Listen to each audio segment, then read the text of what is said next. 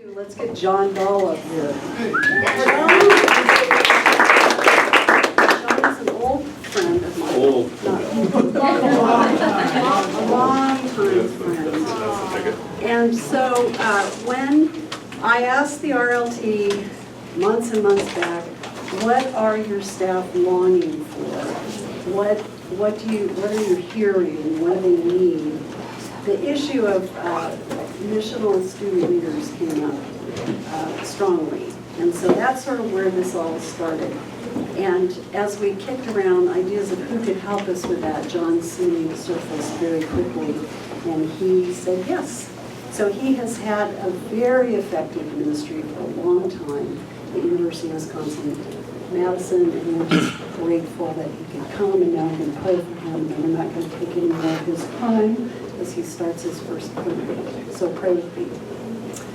Lord, we thank you for John. We thank you that John loves students and faculty and has poured himself into this faithfully for years, and is still excited about it, and said yes to us when we asked him to come.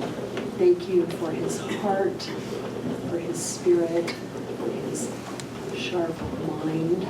And we pray that you would make us open and receptive to all you want to say to us through John. Thank you. In Jesus' name, amen.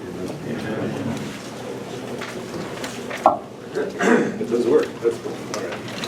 So thank you to Carrie and Don Paul for the invite to come and do this.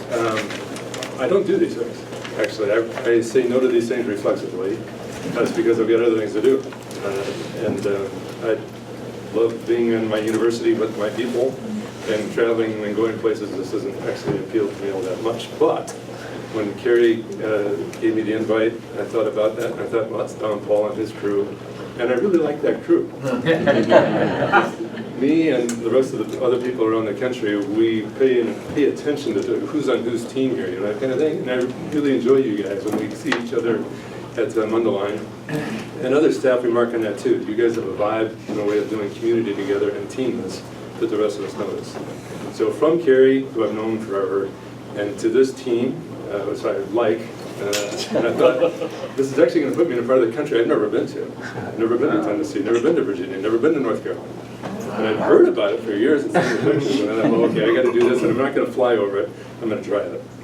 And so I did. And as I was putting together my travel plans, one of the things I noticed was that something was going on that I've always wanted to see since I was 5 years old. So when I was 5, ABC Barbarella Sports, 4 o'clock Saturday afternoons, for those of you of a certain vintage, there were NASCAR races on, and I thought that was just fascinating. Oh my God. And I followed that forever and ever and amen. And so since like 50 years plus, I've never seen that.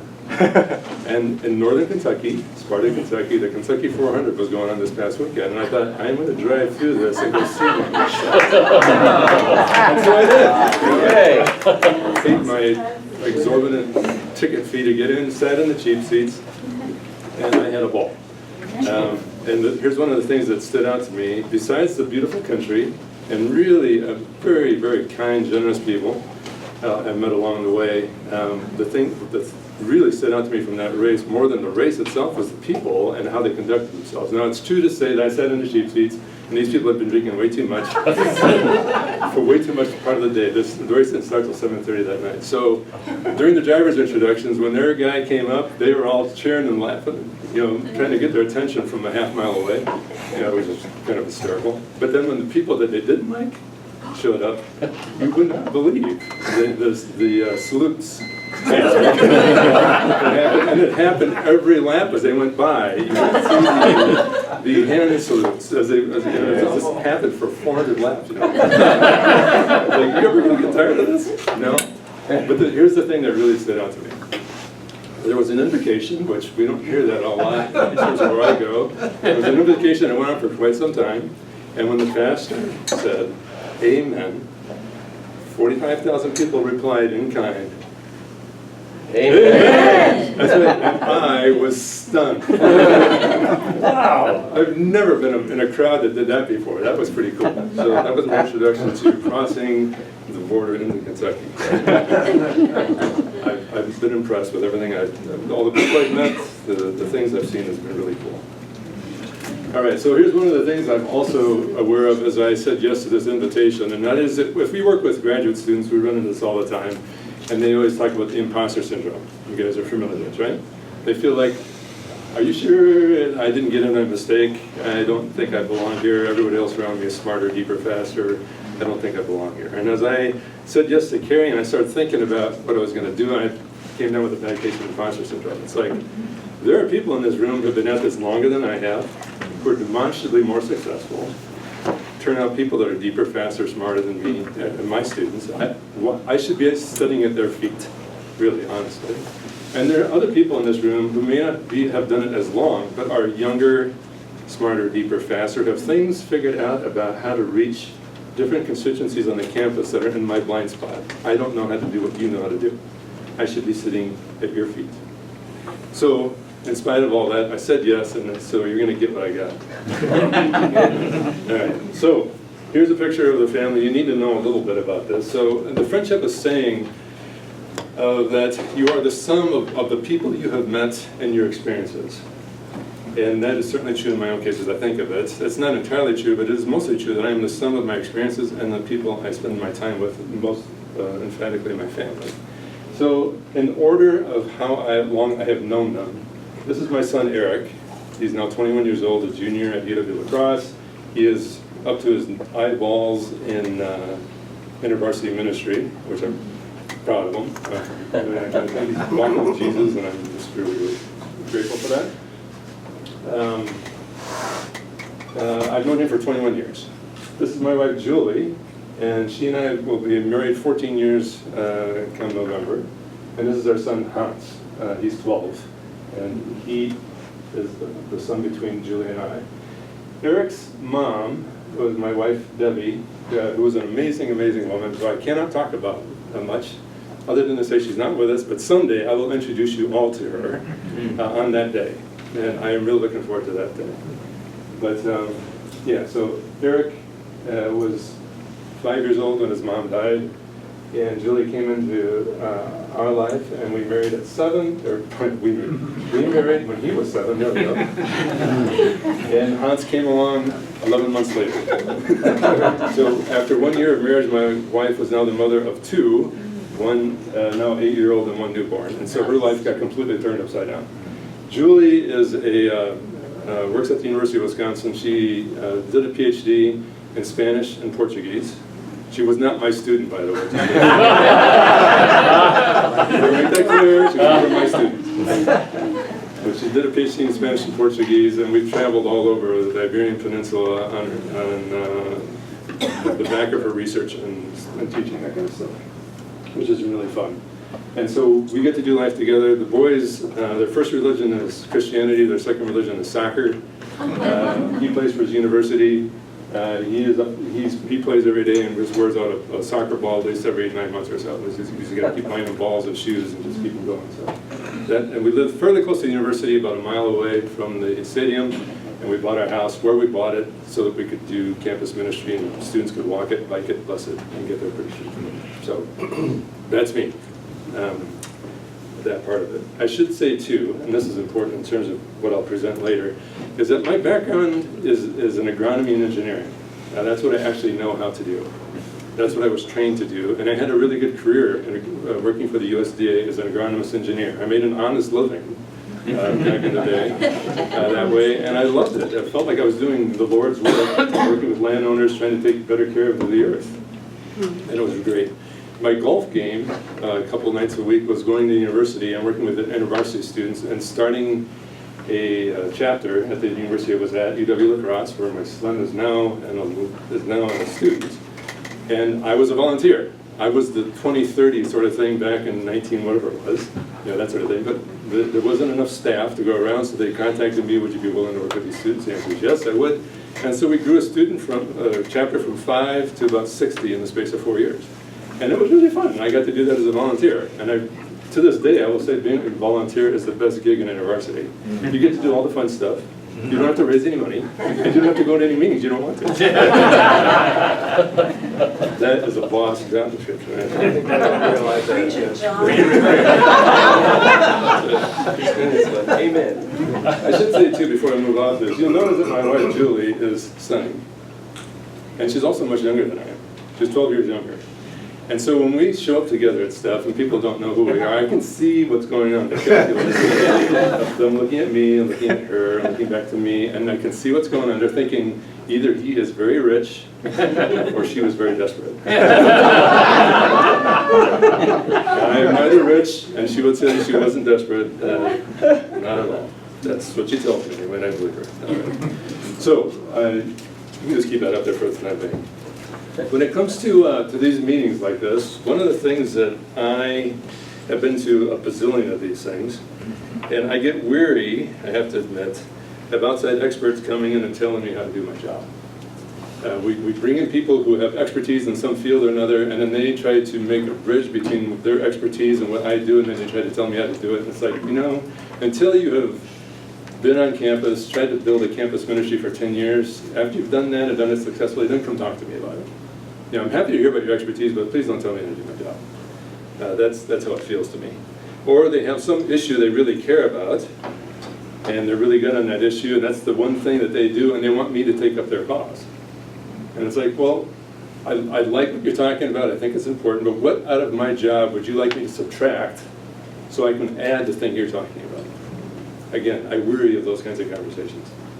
Can I get an amen out of that? Amen. You know what I'm talking about. So let me just say here and now, my job is not to tell you how to do your job.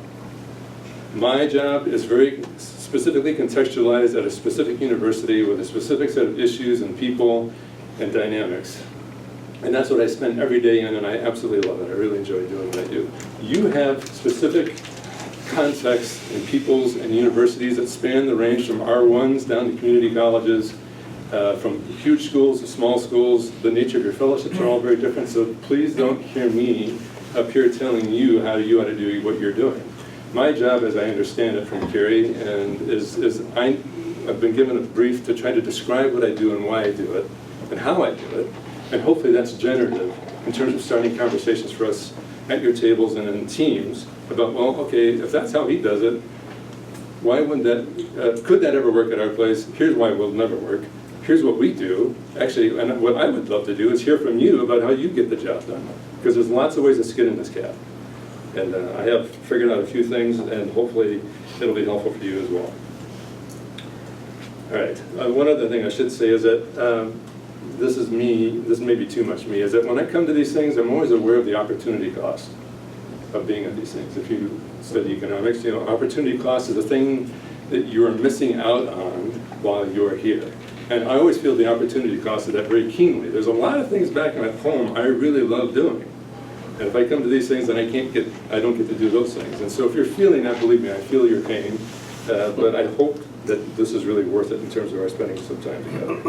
It's also the case too, I don't know if you guys go through this, every time I go away from meetings, something in the house breaks. You know what it's like? Amen. Oh yeah. So the day before I'm leaving, I'm working frantically on trying to put together these talks. And my wife tells me the dishwasher's broke. And she doesn't just tell me the dishwasher's broke as I'm informing you, the dishwasher's broke and you're going to need to do something about this before you leave. That's the damsel in distress and there's no way you're leaving until this is fixed. She didn't say that outright, but I can tell it in her voice.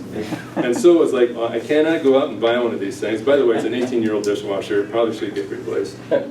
But I've kept it, left it alone for years, replacing parts and motherboards and all that kind of thing to make it happen.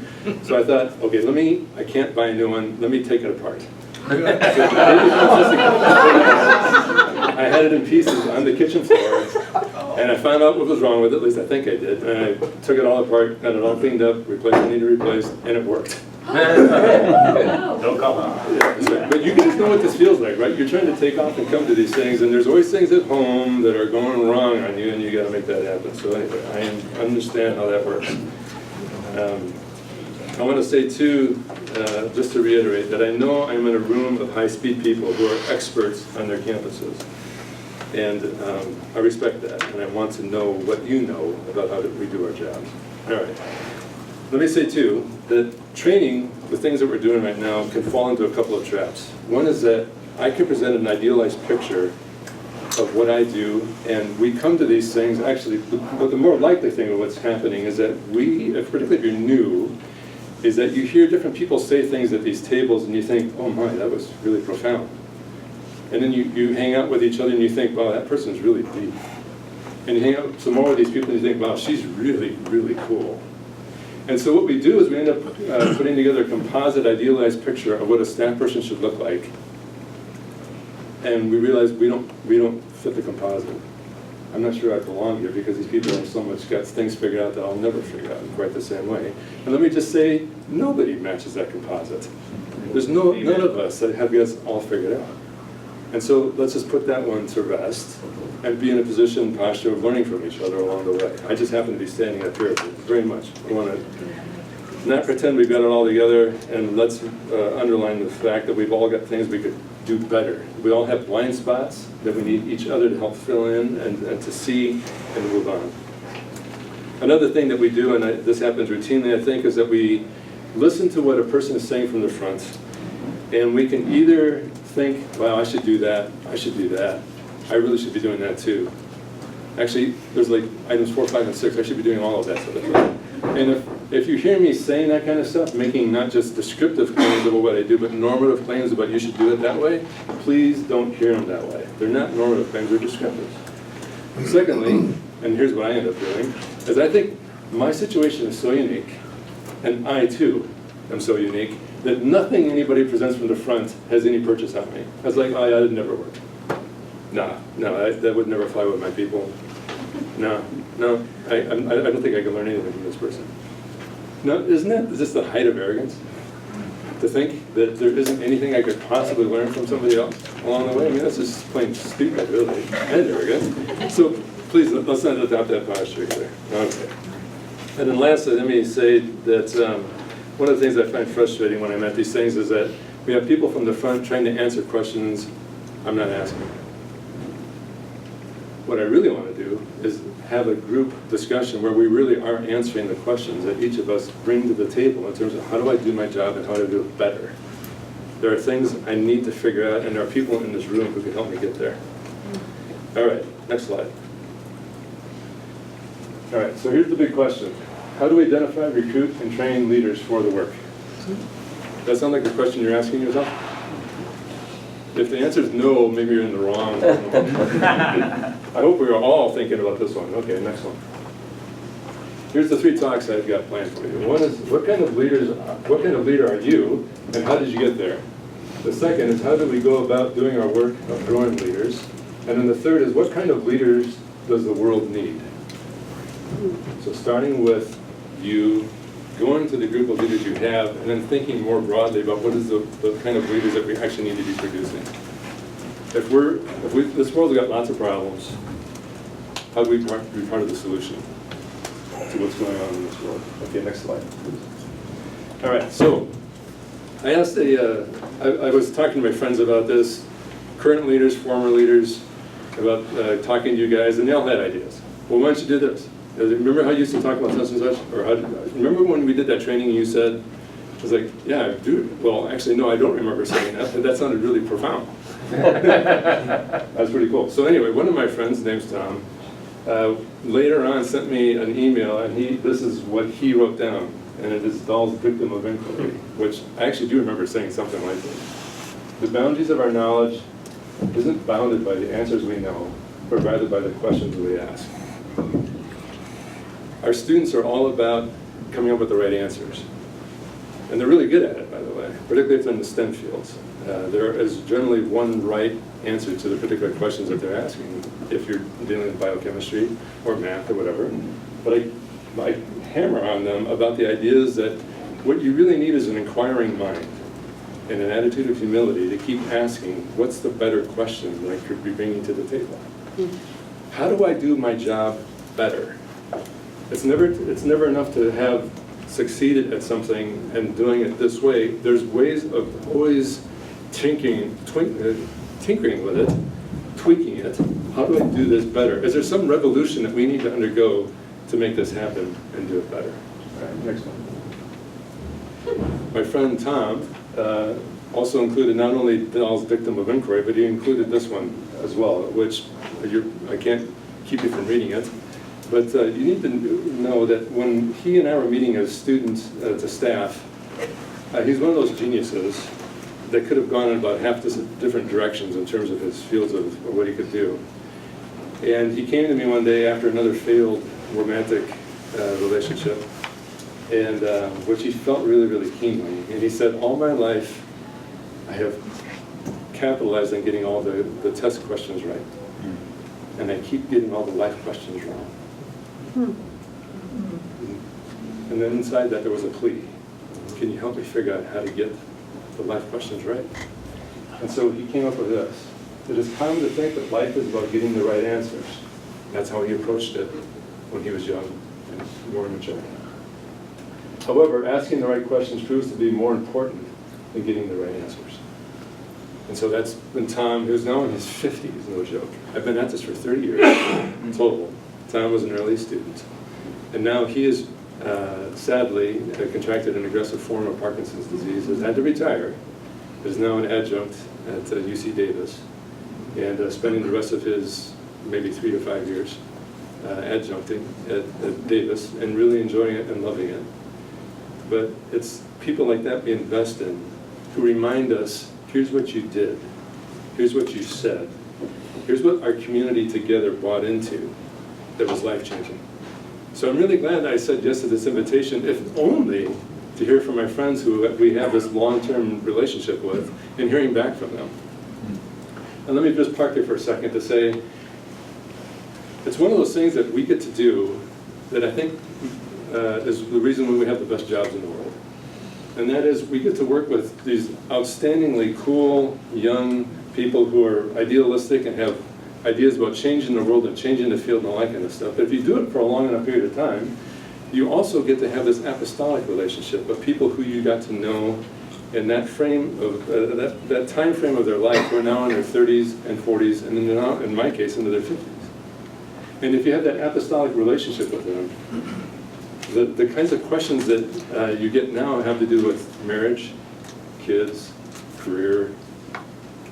I actually get questions about cars a lot, because I enjoy fixing cars, dishwashers, home purchases, that kinds of stuff. But that's the beauty of what we get to do. It's not just the people we're with currently, but realizing that we have this apostolic opportunity to follow them through life. Isn't that the coolest thing ever? Yes. Can I get an amen? Amen. Good. Amen. NASCAR crowd right here. Not really. All right. Now, here's what I'd like you to do at your tables. Some of you have got 6, some 5, some 4, some 3. Okay, so what I'd like you to do is get into your triads and work out the questions that I sent you as part of your pre-course assignment, which you all did, right? What? No? We didn't know what, right? What I'd like you to do is get into into threesomes at your tables and ask the question, who has been a really influential leader in your life, and why were they so influential? I got to read some of those responses that were sent to me, but please, in your tables, in threes, and you get 2 minutes each. So you got a total of 6 minutes to do. So 2 minutes per person, and please don't take a long time setting it up. So hopefully you all enjoyed revealing to your friends around the table who are the people that were really influential for you. At least one personality, one person who really helped, inspired you, shaped you into becoming who you were. One of the observations I've made over time, and it's pretty easy, particularly if you have kids, is that we are deeply imitative creatures. People are just deeply imitative.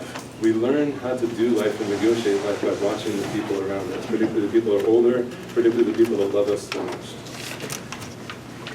The science on that kind of thing is actually fascinating. If you watch primate studies about how primates, any primate, not just my children, they negotiate and they figure out what's dangerous, what's a danger, what do I flee from, what do I flee to, what's safe, how do I negotiate certain situations, because we watch each other. One of the things I'd like you to do is take out a piece of paper and number 1 through 9. We're going to refer back to this both tonight and tomorrow. So just keep it someplace where you can find it. But numbers 1, 2, 3, 4, 5 through 9, please. John? Yeah. And we're going to pass around? Or No, you're just going to hang on to it. You don't have to tear it out. Nope. We're going to hang on to it, and we're going to keep score. You want to win. Computer, John? What's that? You can do it on a computer. You can do it on a computer, that's fine. Just someplace where you can keep track of it.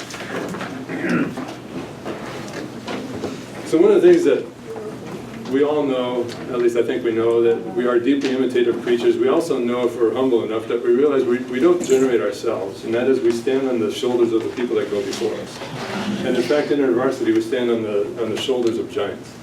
So what I've done is put together 9 slides, 3 for now, 3 for tonight, 3 for tomorrow, in which I would like you to take a look at the slide and then just identify who the person is and just write it down. Don't say who it is, just write it down, okay? And at least the best guess. You got that? All right, first slide. Who is this? This is number 4. This is number 1. Oops. Number 1.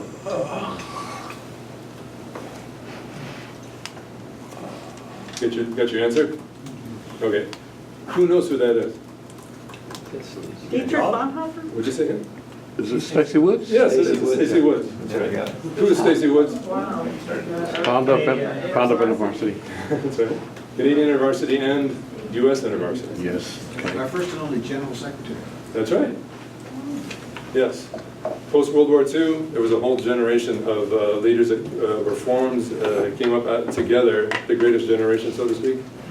Pretty amazing people. Do you know how old he was when he became the president of InterVarsity Canada? First came to North America? So it's 20s, right? 24. He's the age of the people we work with. And he was General Secretary of InterVarsity Canada, which, by the way, was incorporated before the InterVarsity of the United States. That's pretty remarkable, isn't it? Anybody here ever meet this guy? Yeah. Oh, my goodness, we have people.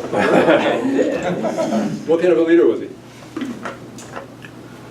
He was one that was not bound by certain kinds of expectations or mores. Meaning he was in favor of women in leadership within the ministry at a time when that wasn't the case. Right. He was very much in favor of multi-ethnic context when he was getting in trouble for that. Other people have met him. What kind of a leader was he? I met him at a conference in his latter years. He came to our summer conference. I just remember him walking around praying in the morning. He said, if you see me walking in the morning, I'm praying. So I'm not going to speak to you. But he was a praying man. Wow, that's pretty cool. Yes. I remember him just as being gracious. That's great. He Those was are also ornery. Sorry? He was also ornery. So he was gracious, I think. The older he got, the better he got. Yeah. What I hear is that he was hell on wheels in his 20s. That he was a difficult person to be around, depending on the context. Carrie, did you meet the guy? Well, yeah, I mean, it's all been said. He was very, I would just add, very focused Yes. and determined and committed to the mission. Right. A great pioneer, but pioneers can wear people out. And so thank God for C. Stacey Woods, and then thank God that he moved along when he did, and then we got a different kind of leader in when we did. Is that fair? Amen. All right. Second one. Number 2, don't yell this out. Remember, just write it down. Oh. Who's Aubrey Harvey, Oh, I know that one. and why is this significant Oh, I know to that the one. movement? Yeah, don't say anything yet. Just go ahead. Who is this guy, and why is he significant to the movement?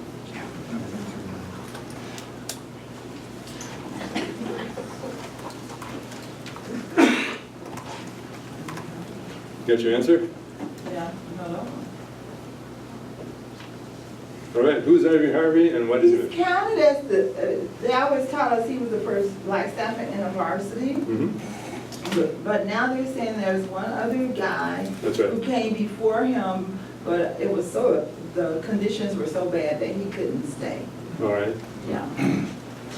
he is, in the history I found, he is the first full-time InterVarsity staff. I did read about the gentleman who was prior to him, but that he wasn't full-time, but didn't stay long. It's something in that order, so. Ivy Harvey, do you guys know where he was on staff? In Detroit, right?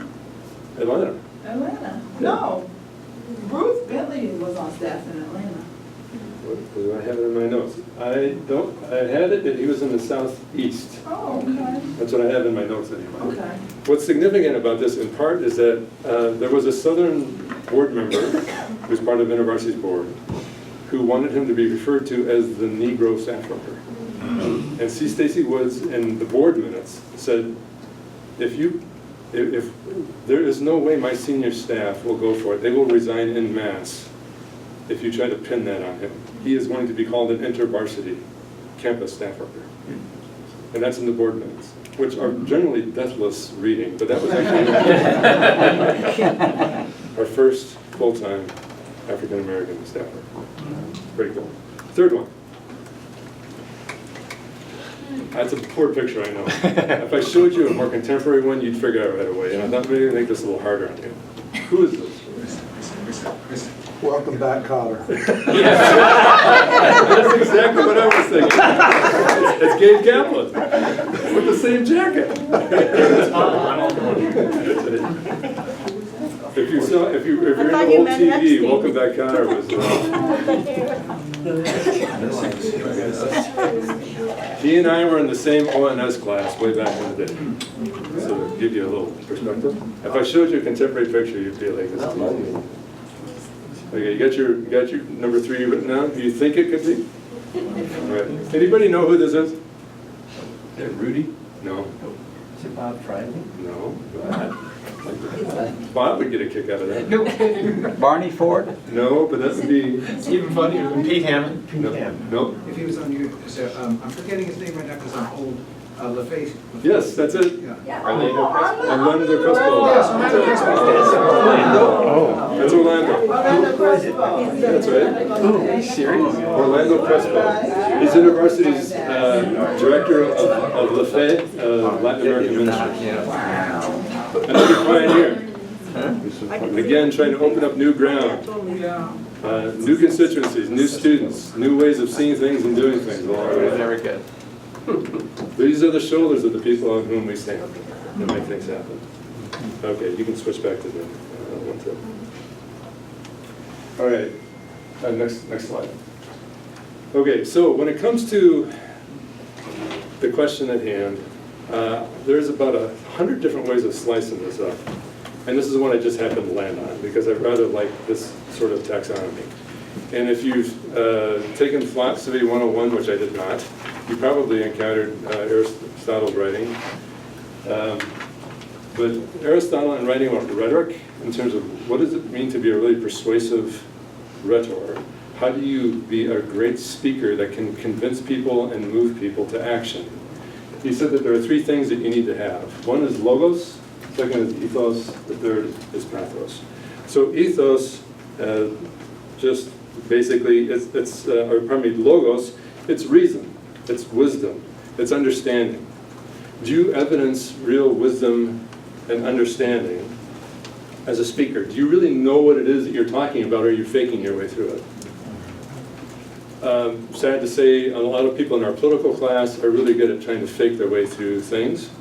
But you know when you're in the presence of somebody who's really on their topic, you can pick it out pretty quickly. This person really knows what they're talking about. And I love being in the presence of people like that, and I actually really don't really particularly care what they're talking about. I just like being in the presence of people who know stuff, and know it well, and can convey it to people like me who don't know much. That's logos, reason, wisdom, understanding. Ethos, it's character. It's another way of saying it's gravitas. This is the kind of people who have seen life, experienced things, and understand and know things in terms of a way of living that is ethical, it's moral, it's foundational, and they seem to be like a rock in a river. The world around them tumbles around, but they seem to be a person who has really deep ethos. They have a really strong center of gravity. We all have people like this in our life, right? Yes? Would you like to repeat the ethos sorry. Sure, no, it's character. It's a deep sense of knowing who you are and who you are in the world. And also, for Christians in particular, we know that we fear God and fear God deeply. And because of that, that puts constraints and boundaries around what's right, what's wrong, what's good, true, and beautiful, and we're going to live into that. It sounds like wisdom.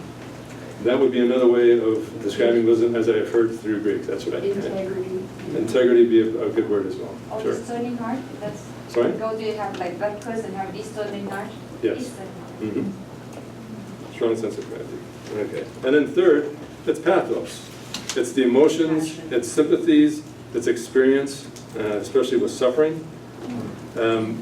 We've all been in the presence of people, I think, at least I hope so, who have deep pathos. Because when you're in conversation with them, they're just a sympathetic listener. They're compassionate. They're really watching you and watching your face, your expressions, your eyes, and they're picking up on the cues, all the cues that you are both trying to send and the ones you're not trying to send. But they're just deeply empathetic people. Hopefully we all have people like that in our lives, and hopefully we are those kinds of people with our students and faculty along the way. And so Aristotle would say that in order to be a really great speaker, you need to move among all three of those things and convince your audience that you have wisdom, that you have character, and that you have sympathy along the way. And so I'm completely stealing this from his chapter 21 of Rhetoric, and just using it for our purposes and talking about what it means to be a good leader in general. You can go to the next slide. When I'm dealing with student leaders, one of the things I have to keep reminding them is that they think of leadership oftentimes, particularly if they're relatively new to it, as something that's performative. Being a leader is something you do from up front. Being a leader is what you do at large groups and talking to small group leadership training, those kinds of things. And they think of leadership being exercised that way. And one of the things I do is put up this slide to say that most of being a leader is this. It's below the waterline. It's what people can't see. You guys remember that book, Who You Are When No One's Looking? You guys remember? That's an oldie but a goodie. It's who you are when no one's looking. Captures both this picture, but it's also this idea of the kind of person, the kind of leader worth following is a person that when you're talking to them, you realize there's an awful lot that lies below the surface. What's above the surface actually matters. It really does. And in fact, that's why I had you read the Bartleby piece in The Economist, which we're going to get to at the end. There is an element of being a staff person, or any leader of any kind, that is performative. There are ways in which you have to be able to get in front of a group of people and hopefully make a convincing case for here's the direction I think we need to go. Here's why I think we need to care about this. Here's why what we're doing currently isn't good enough. There is a performative aspect to this, but we do ourselves and the people we're trying to lead real disservice if we are not paying attention to this. I realize that I'm being Captain Obvious about this, but I heard Carrie say it yesterday, so I'm just going to say it again. And that is, there is nothing that you do that is more important than your daily quiet time. There is nothing that you can do that is more important than soaking yourself in the Word and creating space to pray, both to hear and to expound to the Lord what's going on in your lives. Can I get an amen for that? Amen. The thing I do routinely to this day is I overestimate how true that is in the lives of my students and faculty. I way overestimate how much they are in the Word. I overestimate how much they are actually in prayer. And when we actually dig into it, I'm appalled. So much of the lives of the people I work with, at least, is oftentimes lived really right about here. And the first work of trying to develop leaders is trying to grow this. And there's really only so much of this we can do. And I think the best thing that we do, the very best thing we do is we demonstrate it, is let's have a quiet time together. Let me show you what I do. Let's go for a walk. Let's go to a monastery. Let's go on a boat and spend half a day together, and let's just talk. and pray. Can I get an amen out of that? Amen. So let me hear, just to the audience, what is the best things that you do in terms of trying to grow your students and faculty in this? What are your best practices? Just briefly. We get time for this. Yes? A one-day prayer retreat. How many people, what percentage of the people that when you make that invitation show up? The few, A few, okay? the few. We really press the leaders, but Right. everyone is invited. But Okay. it's usually not as glitzy and attractive. If it's glitzy, there's probably something wrong with it. So. But just by making the invitation, even if not that many people show up, I think we communicate something just by making the invitation, that this is important and we're going to give our time and energy to it. So even if they don't show up, they know that this is something we do. And if I don't get to this one, maybe I'll get to the next one. That's good. Other things that we do in terms of best practices, in terms of growing our students and faculty, this one. Just pray at the end of every student appointment for the things that you've talked about. Yes. That's a great thing to do. Yeah. I used to do that more regularly. I have gotten away from it to a certain extent nowadays. But I don't practice it perfectly either, but I know for students, it's like, oh, yeah, we could actually talk to God about this instead of just. Exactly. Other things, yes. I usually share with them what I'm learning from or struggling in my own praying and reading, and I ask them, how's your prayer life? Yeah.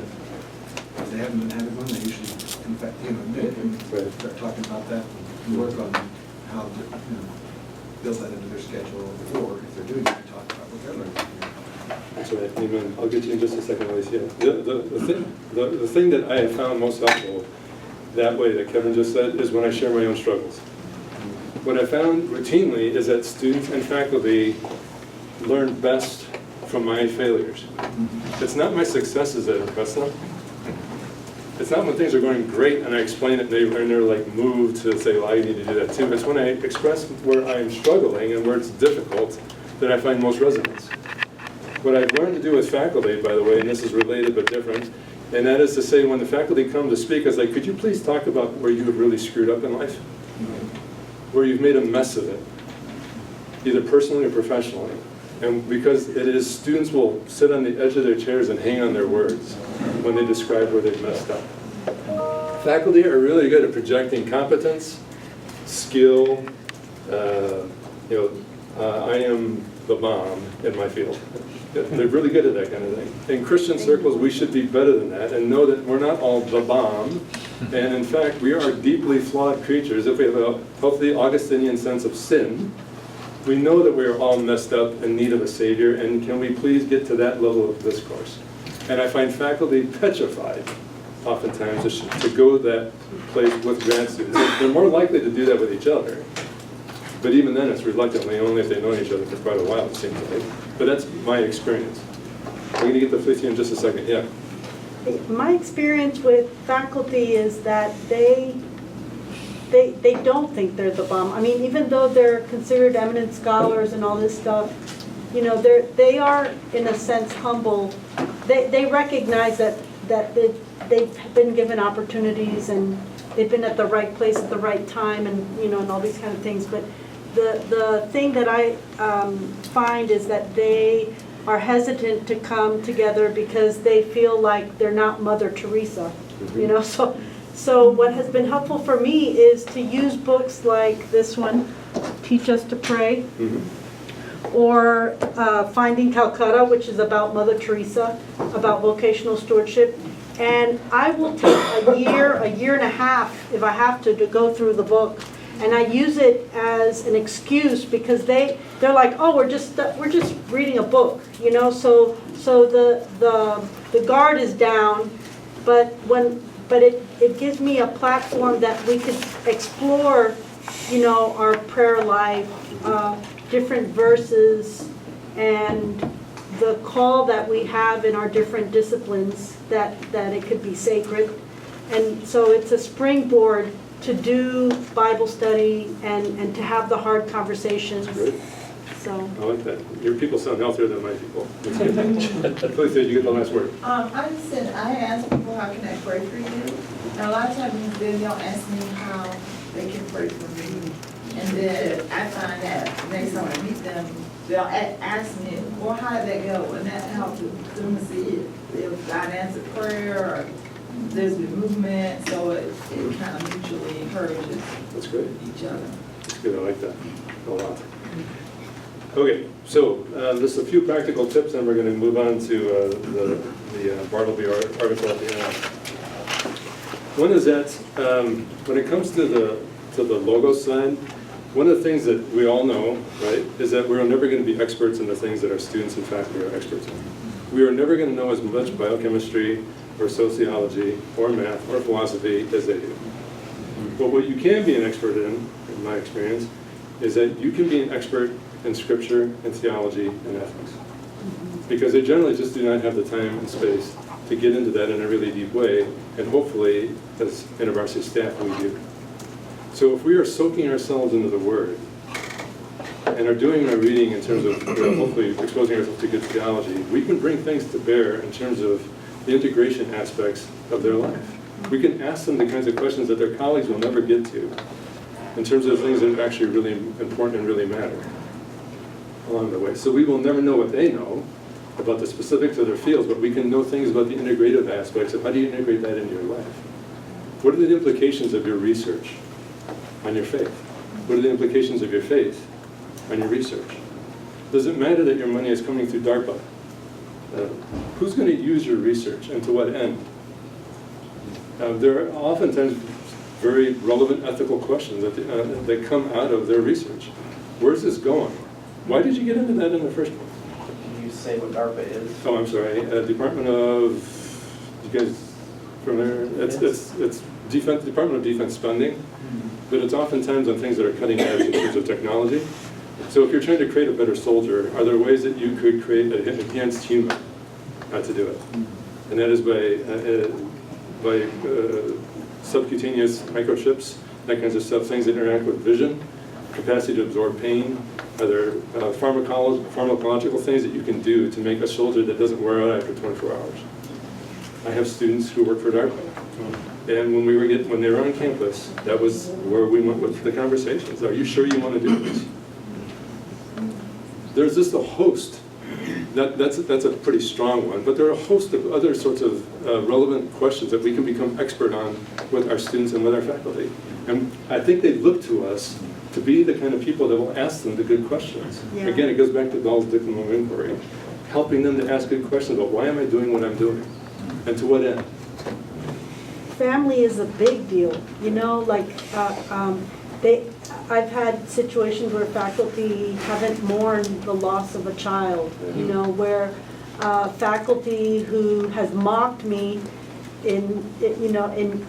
during lunch at the faculty club will come and bring me to the side and ask me about homeschooling grandchildren, you know, stuff like that, just seeing you as someone who does life right. Right. That would be good. Here's a couple other things that I found really helpful along the way. One is that I can become an expert in something most of them won't become an expert in, and that is the history of the university that they're in. So I found out the hard way by finding it in a used bookstore. I found volume 3 of the history of the University of Wisconsin. I thought, well, that's super interesting, and I started reading it through it. It was like, you know, and open it up and that sort of thing. And it was like, there's a lot about just a deep history of the institution that I don't think any of the people that I work with have ever even encountered this thing, because I didn't even know about it until I found it in the used bookstore. So if there's volume 3, there must be volumes 1 and 2. So I went and found them. And lo and behold, it was Carstensen and Curdy, who were highly regarded historians at the time, at the university, wrote up the history, and they included sort of the spiritual history of the University of Wisconsin as well. They didn't call it that, but there were enough clues inside the text, and I took a pencil and just kept marking them about here's sort of the spiritual history and geography of how this place worked itself out. And so I became expert, so to speak, in that particular kind of history, and I began to then do a tour of the University of Wisconsin, being able to cite that history and the individuals who helped make that history, who the buildings are named after, and finding that more than half a dozen of these buildings were named after people who were very thoughtful, committed Christians. So when we go past Chamberlain, I can say that's not just the physics building. Did you know that Thomas C. Chamberlain, blah, blah, blah. I can do that kind of stuff. And our students, particularly, I do this with all the incoming grad students. We go on the tour, we do it together, it takes 2 hours, and it's like, holy cow, I've seen this place in a whole new way.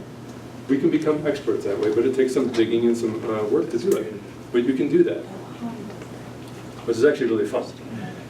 Another thing that we can do, which I hope some of us are pulling this off, and that is reading the literature behind their field. So most of our people who come through our program at least are doing PhDs. The PH stands for philosophy. Most of them have never had a single course in the philosophy of their specific discipline. You guys run into this? Yeah. Yeah. So let's say they're doing chemistry. They've never had a course in the philosophy of science. They've never had a course in the history of science. You don't need to have any of that in order to successfully complete a PhD in chemistry. So what can we do? We can do some of the background reading for them. So for instance, Thomas Kuhn's The Structure of Scientific Revolutions is a seminal text in the history of science. You don't need to read the whole thing with them. There's about you can find an article that gets you to where you need to get to, but in terms of where did chemistry come from? And how has it changed over the years? And where are you picking up the story in terms of your research? And it gives them a different way of looking at the field. Instead of being really narrowly focused on the thing that they're doing, we can help our people think about what they're doing in a different kind of light. And the same thing is true of the philosophy of science. So there's a literature out there that we can help each other with, and I'm sure that there are staff in the room who know that stuff better than I do. Another thing I found really helpful is reading current literature. For instance, have you guys seen the book Lab Girl by, what's her name? Hope Jaron? Yeah. Okay, you've seen it. Anybody else? Okay, so let me just say that there are women in the sciences in your programs who are reading this book. And you would do yourself a real favor to read what they're reading in terms of just trying to understand what the pressures and cross currents are for women in the sciences. It's a really fine book. Lab Girl. If you're dealing with students in the professions, particularly, let's say, law, a book by Scott Turow, noted novelist, wrote a book called 1L, which is an autobiographical sort of rendering of his first year at Harvard Law. Have you guys read that? There we go. What do you think? What I think? Yeah. Oh, it was, it stressed me out. What's the title? 1L. 1L? Oh, yeah. 1L. It's a first year law. So it's for 1L, 2L, 3L when you go through the program, if you're in law. Right. So the first year, you guys have heard this before, I'm sure. First year, they scare you to death. The second year, they work you to death. The third year, they bore you to death. Yeah. They use a different set of words to describe that, but that's what 1L stands for. I'm trying not to scandalize my audience here. It's logos, ethos, pathos, everything. But there's literature out there that we should probably create a bibliography for in terms of if you really want to know your students and then be able to cite the literature and be able to put it on the table and say, hey, have you read this? This could be really helpful for you just in terms of understanding why you feel the way you do about doing about your field. There's really good stuff out there that we could become expert in. All right, we're getting close on time. I think we all know this, but remember, you just never pretend to know things you don't know, particularly with faculty and with high-speed grad students. If you try to pretend that you're sort of up to speed on what they're doing, they can sniff out in the class through at 500 meters. Just never pretend to know what you don't know, and always ask them to teach you something. Give me the elevator speech on your research. If you were talking to your grandma, how would you talk to your grandma about what you're doing? I find that people find that helpful and disarming, that kind of thing. And then what really impresses them, I found with faculty, is after I remember what they told me. And we do coffee again in a month or 2 months or whatever it is, and I can bring it back up and ask them, so how did that next experiment go? Where are you with, I know that you've got this grant, this grant proposal you had to get done, how did that go? Or how's it coming along? When you take an interest in the lives of our leaders about the things that they really care about, that makes a big impression on them. And when we evidence real care for what they're doing, they're much more likely to begin to care about what it is that we're doing. Can I get an amen? Amen. Amen. I'm in the South here. I expect you people to do this kind of thing.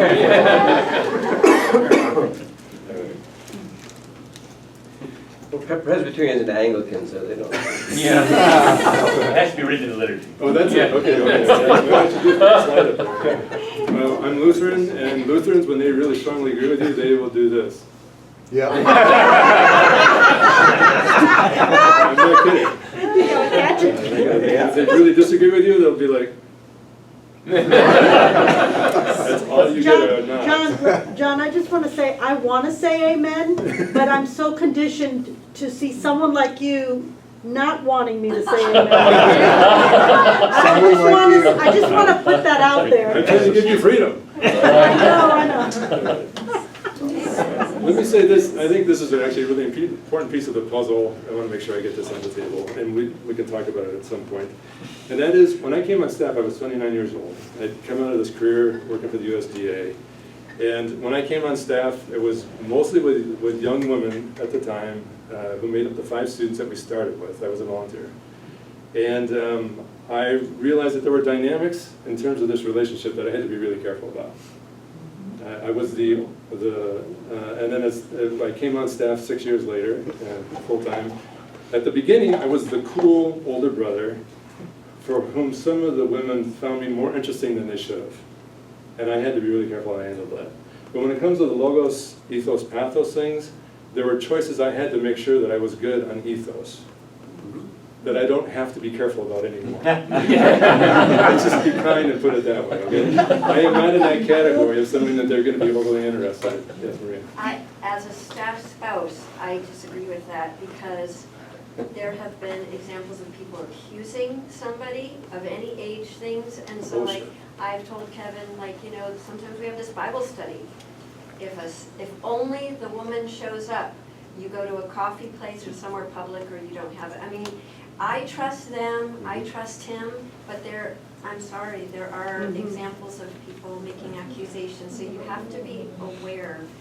There's people with mental illness as well as other things going on. So, by the way, what I said doesn't mean that I don't agree with that. Yeah. I am fully on board with that. In fact, I will not meet with a woman, any woman of any age. I don't care if she's 90. We're not meeting together, just the two of us, in any set of circumstances. We're going to go to a coffee shop.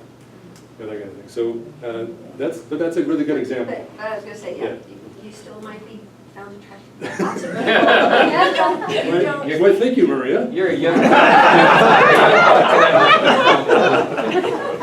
So what I'm getting at is that the issues that are really relevant in terms of logos, ethos, pathos at 29, or let's say your mid-20s when you first come on staff, and what they are in my late 50s, change. I was the cool older brother. I moved into the interesting younger uncle. I moved into the dad figure eventually, and now I'm working on early grandpa. You guys know, there are men and women, you know what I'm talking about, right? And so the thing I'm trying to point out is that we are changing, our students are changing. The nature of students, if you've been around for a while, you know that students are changing in terms of student generation to generation. They are changing. And we need to pay attention to how they're changing along the way. So the other things that are changing as well is the university itself as an institution is changing. It's changed over the space of a generation. And lastly, InterVarsity is changing. Amen. Amen. And so we are operating in something that's always in flux. And so logos, ethos, pathos, in terms of those 3 categories, in terms of what they look like, changes by our stage in career, it changes by our stage in terms of where we are serving and the constituency we're serving. I started with undergrads, I moved to grads, now I spend a lot of time on my time with faculty. So being a Christ follower and trying to do our job well means being really attentive to the Spirit and attentive to the people we're working with. Can I get an amen? Amen. Okay. We are closing in on time here. So Q&A, we got a few minutes for this before we turn ourselves to the part of the article. Are there things you want to push back on? And by the way, just be respectful, but we can push back hard, it's good. I appreciate that actually. All right. Either I have wowed you with my eloquence and brilliance and logos, ethos, pathos, or you're bored stiff and just pretending to be awake. So, think we're live. Julian. curious about this. You mentioned Bill Hybels' work twice, the Who You Are When No One's Looking. And I was a big fan of Bill Hybels. Until. Loved that book, until, and I'm curious as to, what do we do with this? So you guys And familiar some with people Bill might, Hybels? yeah. The same thing happened with Schaefer, With Gordon McDonald. you know, Gordon McDonald? with Francis Schaefer. Uh-huh. You know, I mean, they're broken men. They're all flawed. Bill Hybels' case is in a little different Yeah. category to me. So here's my very short take on this. By the way, I'm going to ask you to read a Bill Hybels thing. I sent it to Brian. Hopefully he sent it out to you this afternoon. Let me talk about the piece first, and I'm going to talk about Bill Hybels. That piece, it's a taxonomy of the kinds of leaders that he has noticed over time who are successful leaders, but in a particular kind of a way that they work out success. And the reason I really like that article is that I think it's just really true. Empirically, I look at it and I think, yeah, that's true, that's true, that's true, that's true, that's true. I reflexively do not want to like that guy's work, even at the height and the best of what he was doing. I did not want to like Too Busy Not to Pray. And then I read it and was like, darn it, that's a really fine book. And I should have my students read this. Because I distrust the whole megachurch phenomenon. Just don't particularly care for it. And he was sort of the poster boy of all that sort of thing, and I just didn't want to like what he did, but that book was actually really quite good. Who You Are When No One's Looking. That's a good book. That piece I sent out to you, it's actually a really good piece. Now, so my respect for him was grudging, but it was real. And then I found out that he was at least a creep with respect to women on his staff. I don't know if he was criminally a creep, maybe he is. I don't know if he's been charged and that kind of stuff. But he was deeply a creep, that kind of thing. If we have a robust view of sin, nothing about this should surprise us. We're all flawed, broken, people who like to hide where we're flawed and broken.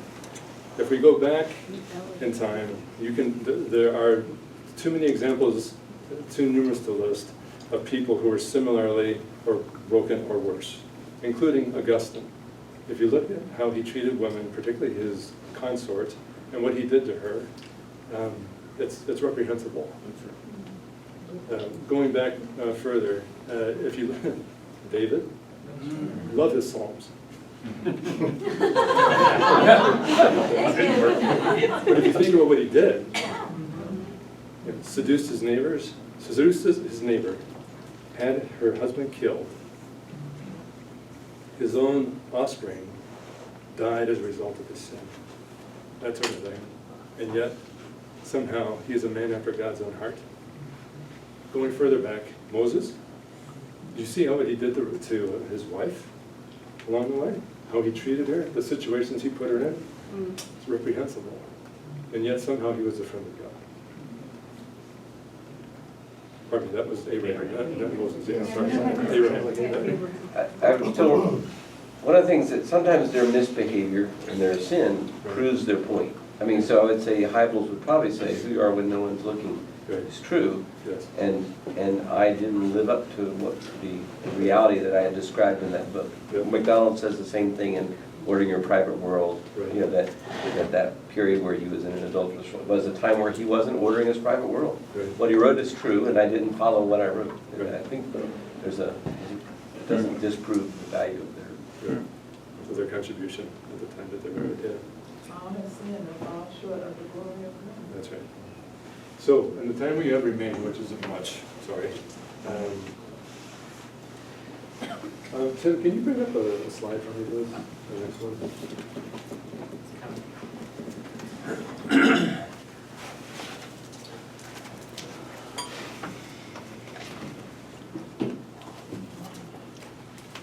You guys know the, what's that Alex Trebek Jeopardy, Oh, that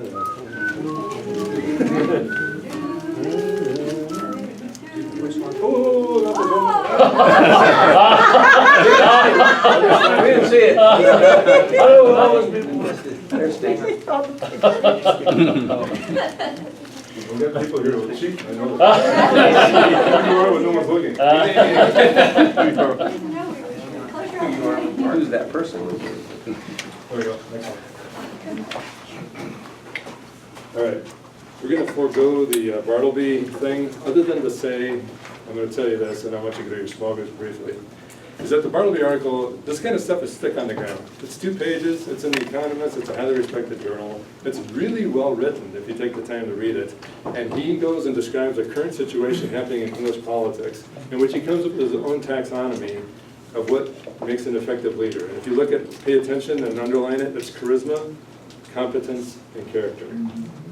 It's the kind of thing that we can haul out and hand to a faculty person or to a student and say, hey, read, or send it to them as a PDF, and just, hey, read this. When we do coffee, I'd like to talk to you about that article.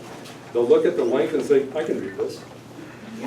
And so this stuff, as I say, is thick on the ground, and I think it embellishes our own logos and ethos when we bring this kind of stuff with us and have our students and faculty look at it together with us.